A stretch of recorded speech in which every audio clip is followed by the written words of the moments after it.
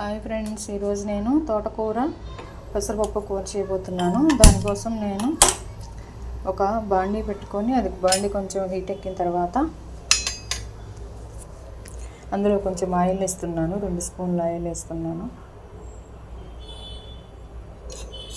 ఈ ఆయిల్ కొంచెం వేడెక్కిన తర్వాత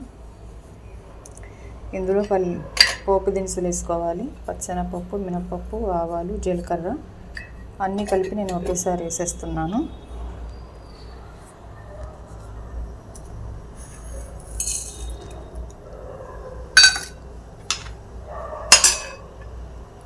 ఈ పోపు కొంచెం వేయించుకోవాలి.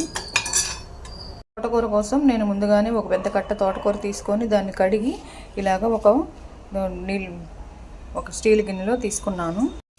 ఇలాగ పోపు దినుసులు వేగిన తర్వాత ఇందులోనే ఒక ఎండుమిర్చి, కొంచెం కరివేపాకు, ఒక వెల్లుల్లిపాయ అలా కొట్టుకొని వేసుకున్నాను. ఈ పోపు వేగిన తర్వాత ఇందులోనే ఒక పెద్ద ఉల్లిపాయని చిన్నగా ముక్కలు కట్ చేసుకొని వాటిని కూడా ఇందులో వేసేసాను. వేసిన తర్వాత ఉల్లిపాయ వేగిందాక ఒక 2 నిమిషాలు ఇలా ఉల్లిపాయలని ఇవన్నీ పోపు దినుసుల్ని వేయించుకోవాలి. ముందుగానే పెసరపప్పును ఒక హాఫ్ గ్లాస్ పెసరపప్పు తీసుకొని వాటిని 10 నిమిషాలు నానబెట్టి తర్వాత వీటిని ఇలా ఒక 10 నిమిషాలు ఉడికించుకున్నాను. ఎందుకంటే పెసరపప్పు పచ్చిగా వేస్తే అవి కొంచెం పచ్చిగా ఉంటాయి. అందుకని నేను కొంచెం ఒక 10 మినిట్స్ లైట్గా ఉడకపెట్టి పెట్టాను. ఈ ఉల్లిపాయలు ఇలా వేగిన తర్వాత ఉల్లిపాయలు వేగుతున్న తర్వాత ఇందులో నేను ఒక 1/2 స్పూన్ ఉప్పు, 1 స్పూన్ సాల్ట్ వేసాను. వేసి ఇలా 1 నిమిషం కలుపుకొని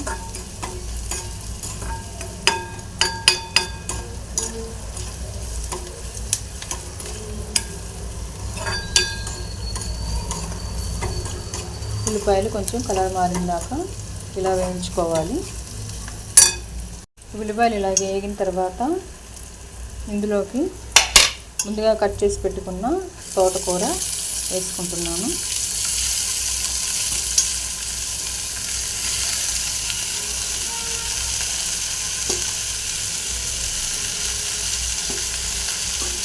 ఇలా తోటకూర మొత్తం వేసుకున్న తర్వాత కొంచెం సేపు ఒక 2 నిమిషాలు తిప్పుకోవాలండి.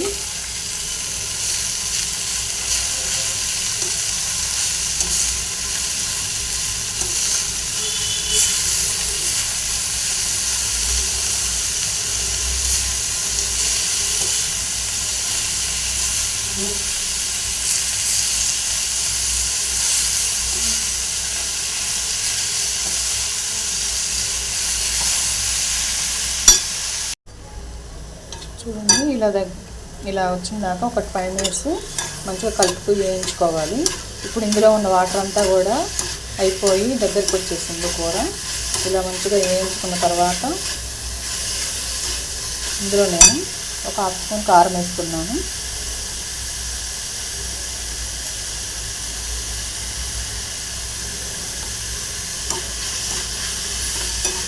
కారం వేసి కొంచెం ఒక 2 నిమిషాలు తిప్పుకున్న తర్వాత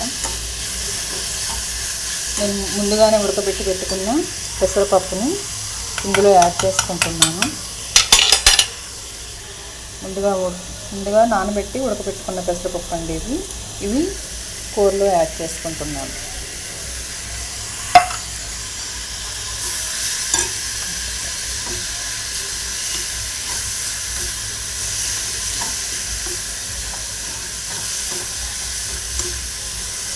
ఇలా మంచిగా 2 నిమిషాలు కలుపుకొని తిప్పుకొని ఆపేసుకుంటే సరిపోతుంది. ఇంతేనండి, తోటకూర పెసరపప్పు కర్రీ రెడీ అండి.